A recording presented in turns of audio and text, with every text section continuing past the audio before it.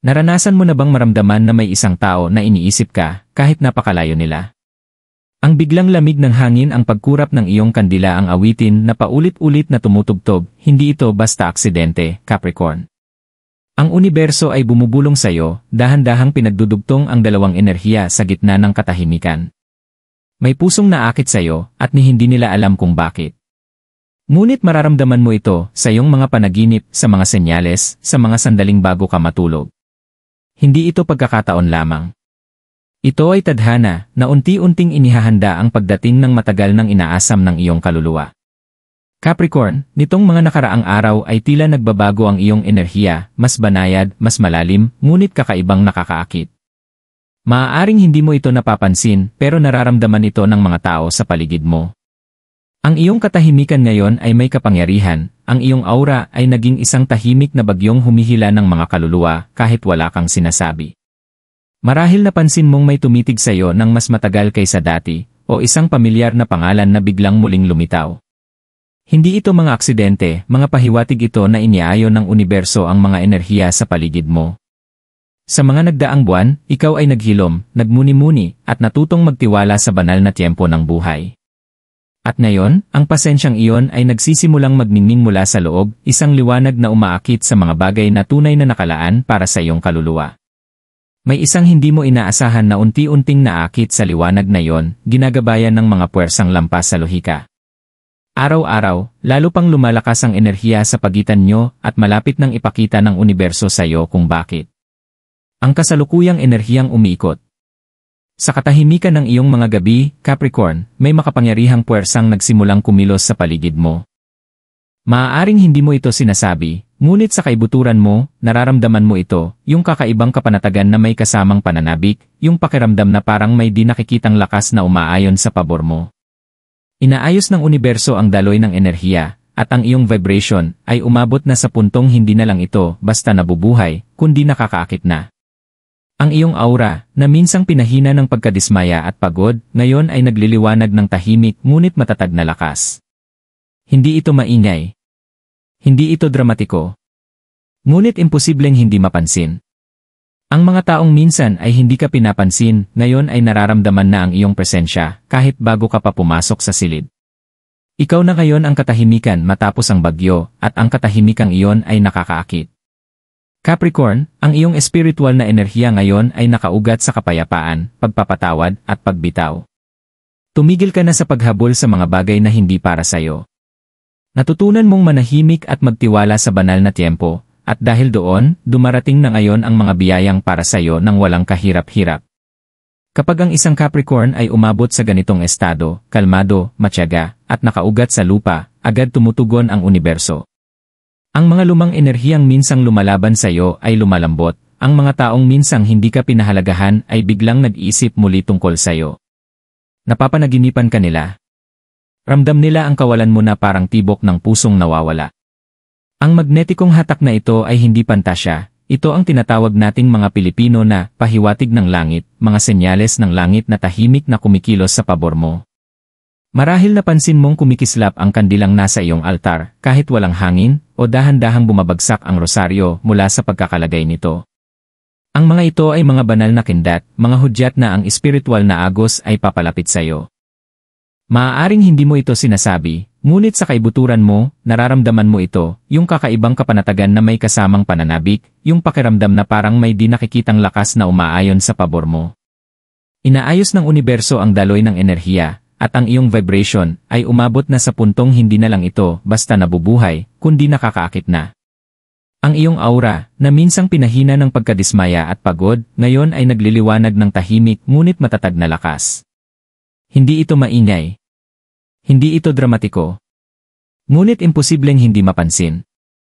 Ang mga taong minsan ay hindi ka pinapansin, ngayon ay nararamdaman na ang iyong presensya, kahit bago ka pa pumasok sa silid. Ikaw na ngayon ang katahimikan matapos ang bagyo, at ang katahimikang iyon ay nakakaakit. Capricorn, ang iyong espiritual na enerhiya ngayon ay nakaugat sa kapayapaan, pagpapatawad, at pagbitaw. Tumigil ka na sa paghabol sa mga bagay na hindi para sa iyo. Natutunan mong manahimik at magtiwala sa banal na tiyempo, at dahil doon, dumarating na ngayon ang mga biyayang para sa iyo nang walang kahirap-hirap. Kapag ang isang Capricorn ay umabot sa ganitong estado, kalmado, matyaga, at nakaugat sa lupa, agad tumutugon ang universo. Ang mga lumang enerhiyang minsang lumalaban sa iyo ay lumalambot, ang mga taong minsang hindi ka pinahalagahan ay biglang nag-iisip muli tungkol sa iyo. Napapanaginipan ka nila. Ramdam nila ang kawalan mo na parang tibok ng pusong nawawala.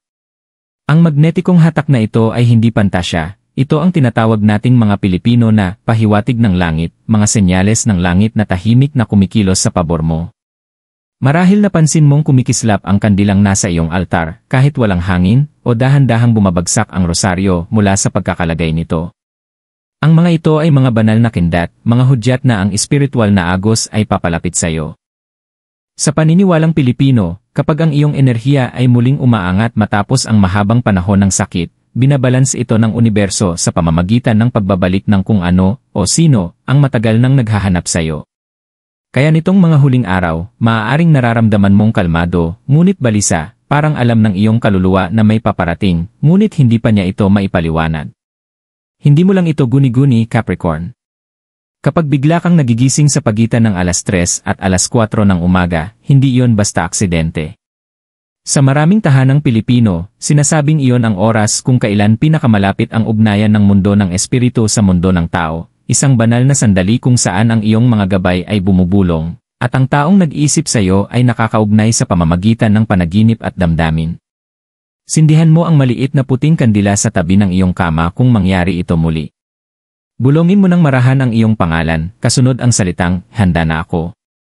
Iyon ay paraan ng pagsasabi sa universo na bukas ka na sa anumang tadhana ang papalapit. Tandaan mo ito, ang enerhiya ay hindi nagsisinungaling.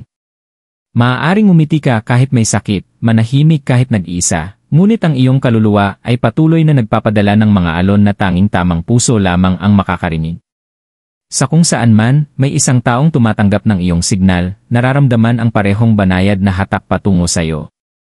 Marahil hindi pa nila ito nauunawaan. Marahil nilalabanan pa nila ito. Ngunit kapag ang enerhiya ay nagising na, palagi nitong natatagpuan ang daan pauwi. Magpapatuloy ang mga palatandaan, mga kantang sumasalamin sa iyong damdamin, mga biglang kilabot habang nagdarasal, o isang pangalan na paulit-ulit mong nakikita sa iyong feed. Huwag mo itong ipagsawalang bahala. Madalas, mahinahon magsalita ang universo, at ang mga nakikinig ng may pananampalataya ang unang nakaunawa ng mensahe. Capricorn, hindi ka nawala sa paningin ng universo. Pumasok ka lamang sa mas mataas na vibration, isang antas na hindi na nangangailangan ng pagpapatunay. At dahil dito, may isang enerhiya, marahil mula sa nakaraan, o isang kaluluwang matagal nang nagmamasid mula sa malayo, na unti-unting naakit sa iyo nang hindi nila alam kung bakit. Kaya kapag iba ang pakiramdam ng gabi, kapag biglang kumakabog ang dibdib mo ng walang dahilan, o sumasayaw ang apoy ng kandila sa tahimik na hangin, huminto ka. Huwag mong subukang ipaliwanag agad. Isara mo ang iyong mga mata at sabihin, "Kung ito ay para sa aking kapayapaan, hayaang lumapit. Kung hindi, hayaang lumayo ng marahan." Sa sandaling iyon, mararamdaman mo ito, ang banayad, di nakikitang ritmo ng tadhanang umaayon. Magpapatuloy ang mga palatandaan, lalakas ang hatak, at sa wakas, ang kwentong matagal nang naghihintay ay unti-unting magbubukas sa harap mo. Ang lihim na koneksyon.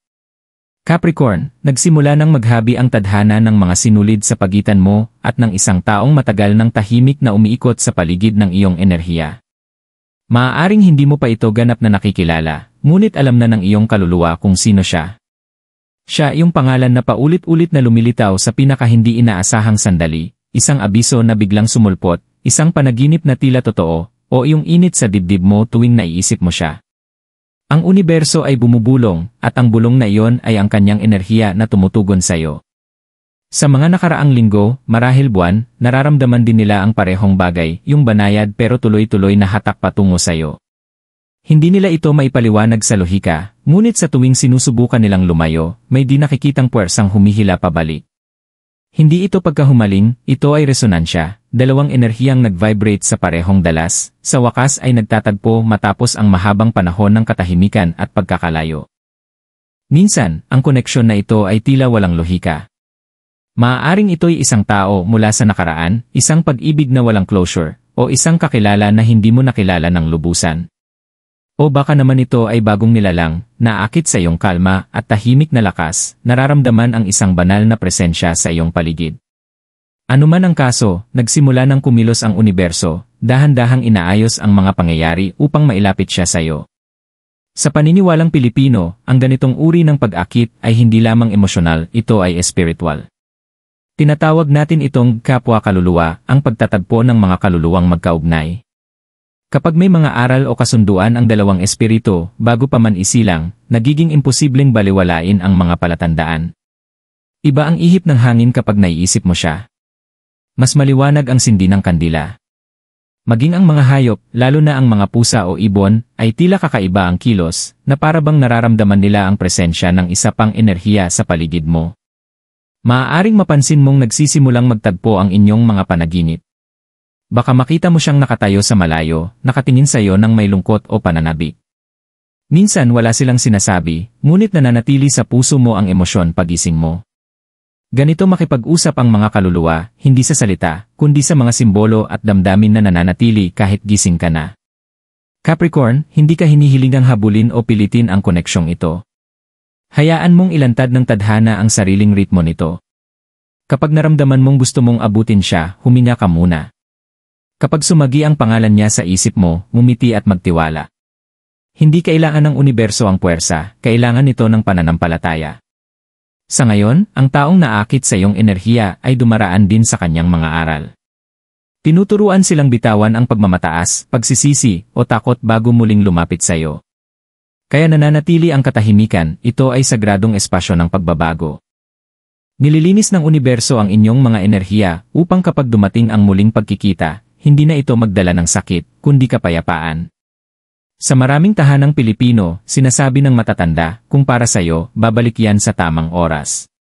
At ngayon, unti-unti na itong natutupad. Habang pinagtutuunan mo ng pansin ang iyong sariling paghilom, lalo namang tumitibay ang di nakikitang sinulid sa pagitan ninyong dalawa. Para itong dalawang bituin sa kalangitan, dahan-dahang naglalapit, may pasensya, ngunit tiyak na magtatagpo. Maaaring makaranas ka ng mga synchronicities na nagpapatunay sa koneksyong ito, isang estrangherong kamukha niya, isang kantang tumutugtog eksaktong iniisip mo siya, o biglang pagbabago ng panahon, kulog sa gabi, o hangin na may pamilyar na halimuyak. Hindi ito basta pagkakataon. Ginagamit ng universo ang mismong kalikasan upang magsalita kapag hindi sapat ang mga salita. Kung sakaling bigla kang maging emosyonal ng walang malinaw na dahilan, lalo na tuwing dapit hapon o kapag umuulan, alalahanin, baka hindi lahat ng nararamdaman mo ay sayo. Ang mga kaluluwang gaya ng Capricorn ay madalas sumalo ng emosyon ng taong espiritual na konektado sa kanila. Kapag bigla kang naluha o napanatag, bulongin ang dasal. Pinalalaya ko ang hindi akin. Ibinabalik ko ito ng may pag-ibig at liwanag. Makakatulong ito upang manatiling balanse ang iyong aura at bukas ang puso mo nang hindi natatangay ng bigat ng emosyon. Ang taong naakit sa iyong enerhiya ay maaaring nilalabanan pa ang hatak na iyon, inuugma ang sarili sa trabaho o rutina, ngunit matyaga ang tadhana. Habang mas nilalabanan nila, lalo itong lumalakas. Ang mga panaginip ay nagiging mas malinaw, ang mga alaala ay muling bumabalik, at ang mga damdamin ay bumabaha. Sa huli, palaging natatagpuan ng universo ang paraan upang muling pagtagpuin ang mga kaluluwang itinadhana. Capricorn, ikaw ang tahimik na dalampasigang tinatawag pabalik ang pag-alon ng kapalaran. Ang taong para sa iyo ay maaari lamang lumayo ng sandali bago siya hilahin muli ng agos ng tadhana pabalik sa tahanan. Hindi lang ito tungkol sa pag-ibig, ito ay tungkol sa layunin. May dahilan kung bakit nagtagpo ang inyong mga landas, kahit hindi mo pa alam ngayon kung ano yon. Ang enerhiyang lumalago sa pagitan nyo ay nagdadala ng mga aral, kagalingan, at banal na tiempo. Kaya kapag naramdaman mo muli ang di nakikitang hatak sa puso mo, ngumiti ka. Ibig sabihin, narating na ng iyong enerhiya ang taong iyon sa kabila ng distansya, katahimikan, at panahon. Inihahanda ng universo ang inyong muling pagkikita, hindi dahil sa pagkakataon, kundi dahil sa kasunduang naisulat bago pa man kayo isinilang. Sa ngayon, ipagpatuloy mo ang paglinang ng iyong kapayapaan. Panatilihing matatag ang iyong liwanag. Sapagkat saan man siya naroroon, may isang taong muling naaalala kung ano ang minsang ipinangako ng kanyang kaluluwa sa iyo, at hindi magtatagal, ang alaala na iyon ay babalik sa iyo. Ang espiritual na mensahe banal na pakikialam. Capricorn, ang koneksyong humihila patungo sa iyo ay hindi ordinaryong pagkakataon, ito ay isang banal na mensahe, isang celestial na paalala na tahimik na ginagabayan ng universo ang bawat hakbang mo. Lahat ng iyong pinagdaanan, ang mga pagkabigo sa puso, mga pagkaantala, at katahimikan, hindi ito parusa. Ito ay paghahanda. Hinuhubog ka sa katahimikan, tinuturuan kang makinig hindi sa tainga, kundi sa iyong kaluluwa. Sa espiritualidad ng Pilipino, tinatawag natin itong pagsubok ng kaluluwa, ang pagsubok ng kaluluwa. Ito ang panahon kung kailan sinusubok ng langit ang iyong pasensya, pananampalataya, at tatag bago ka biyayaan ng nararapat sa iyo. Maaaring pakiramdam mo noon na nakalimutan ka, ngunit sa totoo lang, ikaw ay itinago, pinrotektahan hanggang dumating ang tamang pagkakataon. At ngayon, unti-unti nang hindi maikakaila ang mga palatandaan. Sinasabi ng universo, ikaw ay nakapasa sa pagsubok. Ang iyong liwanag ay hindi na kumikindat sa pagdududa. Ito'y patuloy na nagliliyab, sapat ang lakas upang gabayan hindi lamang ang iyong landas kundi pati ang taong muling nagbabalik sa iyo. Bawat maliit na senyales nitong mga nakaraang araw, ang kandilang hindi namamatay sa hangin, ang ibon na dumapo sa bintana mo, ang panaginip na paulit-ulit, lahat ito ay mga banal na bulong. Sinusubukan ng mundo ng espiritu na ipaalam sa iyo na hindi ka nag-iisa sa yugtong ito. Ang iyong mga ninuno, ang iyong mga guardian angels, at ang mga di nakikitang gabay ay nakapaligid sa iyo, inaayos ang mga pirasong hindi mo pa nakikita. Sa maraming tahanang Pilipino, kapag biglang pumasok ang hangin sa kwarto at yumuko, ngunit hindi namatay ang apoy ng kandila, sinasabi ng matatanda, may dumadalaw. May espiritu na bumibisita. Hindi ito para takutin ka, ito ay banayad na paalala na ang mga di nakikitang puwersa ay kumikilos. Para sa iyo, Capricorn, ang presensyang iyon ay mabuti, ito ang tadhana na lumalapit, dala ang enerhiya ng taong nakatakdang makasama ka sa buhay na ito. Ngunit narito ang banal na katotohanan, bago pagdugtungin ng universo ang dalawang kaluluwa, tinitiyak nito na handa na ang parehong puso. Kaya't natagalan ang lahat. Marahil nagtatanong ka kung bakit parang nahuhuli ang pag-ibig, o bakit hindi dumating ang closure ng kailangan mo. Ang katahimikan ay hindi kalupitan, ito ay biyaya. Gusto ng langit na kapag bumalik ang koneksyon, hindi na nito ulitin ang sakit ng nakaraan. Capricorn, ang lakas mo ay palaging nasa tahimik mong pagtitiis. Maaaring yumuko ka, ngunit hindi ka kailanman babagsak. At ang lakas na yon mismo ang nagdala ng banal na pabor sa iyo. Sabi ni Baba Vanga, ang mga naghihintay sa katahimikan ay makikita ng liwanag. Ito na ang iyong liwanag ngayon, ang panahon kung kailan unti-unti nang isisiwalat ng langit ang mga sagot sa mga tanong na binitiwan mo sa loob ng maraming taon. May ritual ang ating mga ninuno tuwing naguguluhan sila. Sindihan nila ang puting kandila sa hating gabi at ilagay ang mangkok ng asin malapit sa bintana. Ang kandila ay sumisimbolo ng kaliwanagan, ang asin ay sumisipsip ng negatibong enerhiya. Habang nasusunog ang apoy, sasabihin nila, kung ano ang para sa akin, ibigay mo ng may kapayapaan. Maaari mo ring gawin ito, Capricorn. Hindi bilang mahika, kundi bilang pananampalataya. Sapagkat minsan, ang pananampalataya mismo ang pinakapangunahing paraan ng pagpapakita ng hangarin. Ang banal na mensahe sa iyo ngayon ay simple ngunit malalim, inaakit mo hindi ang hinahabol mo, kundi kung ano ang ikaw. At ikaw, Capricorn, ay naging kapayapaan. Kaya't may isang pusong balisa na unti-unting natutuklasan ang daan pabalik sa iyo. Ngunit tandaan, ang banal na pakikialam ay hindi palaging nangangahulugang muling pagkikita sa paraang inaasahan mo. Minsan ito'y pagbibigay linaw, pagpapatawad, o huling pagbitaw sa enerhiyang matagal nang nagdudugtong sa iyong kaluluwa sa sakit. Ano man ang anyo nito, magtiwala na ito ay sagrado. Hindi nag-aalis ang universo upang parusahan ka, tinatanggal lamang nito ang pumipigil sa iyong biyaya. Kaya kapag naramdaman mong lumalakas ang hatak, mapamuling pagkikita man o pagbitaw, sindihan muli ang kandila. Bulongin, nagtitiwala ako sa banal na landas. Sapagkat ang mismong kilos ng pagsuko ang siyang nag-aanyaya sa mga himala na mangyari. Capricorn, ito na ang iyong sagradong panahon, ang sandali kung kailan hindi na nagtatago ang tadhana. Nakita ng langit ang iyong mga luha, sakripisyo, at pasensya. Ngayon, ipinapadala nila sa iyo ang mensahe, hindi ng babala, kundi ng gantimpala, ang iyong paghihintay ay hindi na sayang. Hindi magtatagal, maiintindihan mo kung bakit kailangang mangyari ang lahat sa ganitong paraan. Makikita mo kung paano ang bawat pagkaantala ay proteksyon, at kung paano ang bawat katahimikan ay gabay. At kapag dumating ang pagkaunawang iyon, umiti ka sa gitna ng luha, sabay sabing, ngayon ko naiintindihan hindi huli ang universo. Hinahanda lamang ako mula pa noon. Ang patnubay sa pagpapakita ng mga hangarin. Capricorn, ngayong ipinakita na ng universo ang mensahe nito, panahon na upang makiisa sa daloy nito. Ito na ang panahon kung saan ang iyong enerhiya ay dapat makipagtulungan sa tadhana, hindi labanan ito. Hindi na sinusubok ka ng universo, hinihintay na lamang ang iyong pakikilahok. Bawat isipin, salita, at gawa mula ngayon ay may kapangyarihan. Kaya simulan natin. Unang hakbang, paglilinis ng iyong enerhiya. Bago dumating ang mga bagong biyaya, kailangang pakawalan ang lumang vibrasyon. Sa tradisyong Pilipino, karaniwan itong ginagawa sa ritual na tinatawag na paglilinis ng kaluluwa. Sa isang Biyernes ng gabi, kapag malinaw ang buwan, lagyan ng dagat na asin at tubig ang maliit na mangkok. Ilagay ito sa paanan ng iyong kama. Ang simpleng gawaing ito ay sumisipsip ng negatibong enerhiya habang natutulog ka. Paggising mo kinabukasan, ibuhos ang tubig sa lupa at bulongin, ibalik sa liwanag ang hindi akin. Pinipigilan nito ang enerhiya na hindi na kailangan sa iyong buhay. Ikalawang hakbang, malinaw na paglalagay ng intensyon. Capricorn, mas mabilis ngayong nagmamanifest ang iyong mga iniisip dahil ang iyong aura ay kaayon ng banal na tiyempo. Kaya maging maingat sa iyong mga salita. Sa halip na sabihin sana, sabihin handa na ako. Sa halip na maghangad, ipahayag. Inaakit ko ang naayon sa aking kapayapaan. Pinapalaya ko ang pumipigil sa aking kaluluwa.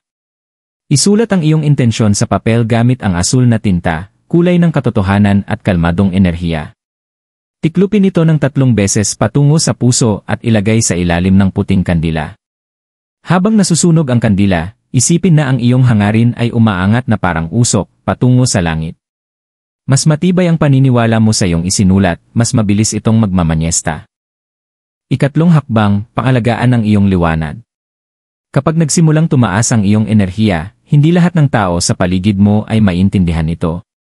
May ilan na maaaring mainggit sa iyong kapayapaan o subukang sumipsip ng lakas mo nang hindi nila namamalayan. Upang maprotektahan ang iyong vibrasyon, magdala ng maliit na piraso ng klarong quartz o rosaryo. Karaniwan sa mga Pilipino na pinaniniwalaang ang mga pinagpalang bagay ay nagsisilbing kalasag laban sa espiritual na bigat. Kung wala ka nito, maaari lamang magdasal ng maikling panalangin tuwing umaga. Banal na liwanag, humayo sa aking harapan, gabayan ang aking landas, at bantayan ang aking puso. Mapapansin mong mas maayos ang daloy ng iyong mga araw. Ang tamang tao ay lilitaw, ang maling tao ay unti-unting lalayo, at ang hindi inaasahang oportunidad ay magsisimulang bumuo sa mga tahimik na sandali ng iyong buhay. Ika-4 na hakbang, pagpapakita sa pamamagitan ng pasasalamat. Pinakakilala ng universo ang pusong mapagpasalamat. Bawat gabi bago matulog, isara ang iyong mga mata at isipin ang 3 bagay na pinasasalamatan mo, kahit gaano pa kaliit, ang init ng hangin, kaligtasan ng iyong tahanan, tunog ng ulan. Pinapataas ng pasasalamat ang iyong frequency, kaayon sa mas maraming biyaya. Paggising, bulongin, salamat sa liwanag. Isang Pilipinong afirmasyon na umaakit ng positibo sa pagsikat ng araw. Ika-5 hakbang, pagtiwala sa di nakikita. Ito ang pinakamahirap para sa Capricorn, ang bitawan ng kontrol. Praktikal ka, disiplinado, at matatag sa lupa. Ngunit ang pagpapakita ng hangarin ay nangangailangan ng pananampalataya sa hindi pa nasusukat. Kaya kapag bumubulong ang pagdududa, sagutin ito ng may katiyakan, alam ng universo ang aking pangalan. Dahil alam nga nito. Ang enerhiyang iyong pinagyaman, mapayapa, matatag, mapagpatawad, ay nagsimulang hilahin ang kapareha nito patungo sa iyo. Kahit ito man ay pag-ibig, kagalingan, o matagal nang inaasam na oportunidad, ito ay gumagalaw na. Kung nais mo, maaari kang magsagawa ng huling ritual sa ilalim ng buong buwan. Tumayo malapit sa bintana o sa labas kung saan tumatama ang sinag ng buwan sa balat mo. Huminga ng malalim at sabihin ang iyong pangalan ng malakas. Pagkatapos, banayad na ipahayag. Pinapalaya ko ang takot. Tinatanggap ko ang liwanag. Ang para sa akin, hanapin mo ako ngayon. Pagkatapos, hayaang ang sinag ng buwan ay dumampi sa iyo ng ilang sandali. Isipin itong humuhuga sa bawat alalahanin, bawat lumang alaala, hanggang maramdaman mo ang kapayapaan. Ang katahimikang iyon ay hindi kawalan, ito ay espasyo para sa mga himala. Capricorn, narito na ang iyong panahon ng pagpapakita ng hangarin. Ngunit tandaan, ang tunay na manifestasyon ay hindi lamang tungkol sa pag-akit ng pag-ibig o swerte, ito ay tungkol sa pagiging taong natural na tumatanggap ng mga ito. Ikaw na ngayon ang taong iyon. Ang taong nagtitiwala sa banal na tiyempo, iginagalang ang kapayapaan, at naniniwala na perpekto ang pag-usad ng tadhana. Panatilihin ang kandila na nagliliyab, panatilihin ang matatag na pananampalataya, at hayaan ang universo ang gumawa ng natitira. Ang magnetic na enerhiya sa loob mo ay hindi kumukupas, ito ay lumalawak. At sa lalong madaling panahon, ang para sa iyo ay hindi na magiging panaginip o senyales, ito ay tatayo sa harap mo sa liwanag ng katuparan. Capricorn, huminga ka muna ng malalim. Isara ang iyong mga mata at damhin kung gaano ka nakalayo ang narating, mula sa kalituhan tungo sa kaliwanagan, mula sa sakit tungo sa layunin. Ang paglalakbay na ito ay hindi tungkol sa paghahabol ng mga sagot, ito ay tungkol sa pagiging sagot. Bawat luha, bawat pagkaantala, bawat gabing nag-iisa ay bahagi ng banal na koreografiya na naggabay sa iyo dito, sa sandaling ito ng katahimikan at paggising. Ang enerhiya sa paligid mo ngayon ay kalmado, ginintuang, at sagrado. Narinig ng universo ang iyong mga dasal na binitiwan sa gabi. Nakita nito ang mga sandali kung kailan sinubukan mong maging matatag kahit walang nakapansin. At ngayon, binibigyan nito ng gantimpala ang tahimik mong lakas sa mga paraan na hindi mo inasahan. Kung nitong mga nakaraang araw ay naramdaman mong nagbago ang hangin o nakakita ng mga senyales na nagpapaalala sa iyo ng isang tao, iyon ay galaw ng tadhana. Hindi ito para malito ka, kundi paalala na ang koneksyon ay hindi namamatay, ito ay nagbabago lamang. Kahit ang kaluluwang iyon ay bumalik sa buhay mo o nanatili sa espiritu, alamin mo na ang pag-ibig na ibinigay mo ay hindi nasayang. Pinalawak nito ang iyong aura, itinataas ang iyong vibrasyon, at naging bahagi ng iyong biyaya. Capricorn, ang tadhana ay hindi na bagay na hinihintay mo, ito ay bagay na iyong isinasa buhay. Ang enerhiyang iyong pinagyaman ay naging liwanag na gumagabay sa iba, pati na sa mga minsang lumayo. Patuloy na maglakad ng may pananampalataya, dahil ang iyong kwento ay hindi nagtatapos, ito ay nagiging pinakamagandang kabanata pa. Tuwing maramdaman mo ang pagdududa, sindihan muli ang kandila at bulongin. Ako'y ginagabayan, ako'y pinoprotektahan, ako'y kaayon ng tadhana. Pagmasdan ng apoy, pansinin kung paano ito matatag at hindi natitinag. Iyon ang iyong espiritu, Capricorn, matatag, tapat, at pinagpala. Ngayon itanong mo sa sarili. Sino ang naakit sa aking liwanag? Ano ang itinuturo ng tadhana sa pamamagitan ng enerhiyang ito? Handa na ba akong tumanggap ng walang takot? Magmuni-muni ng malalim at maririnig mo ang sagot hindi mula sa isip, kundi mula sa iyong kaluluwa. Kaya ngayong gabi, kapag tahimik na ang mundo, umupo sa ilalim ng liwanag ng buwan ng ilang sandali. Damhin ang hangin sa balat mo, at tandaan, ikaw ay magnetic hindi dahil hinahabol mo, kundi dahil naniniwala ka. Ang para sa iyo ay hindi tumatakbo palayo, ito ay natutuklasan ang daan pauwi.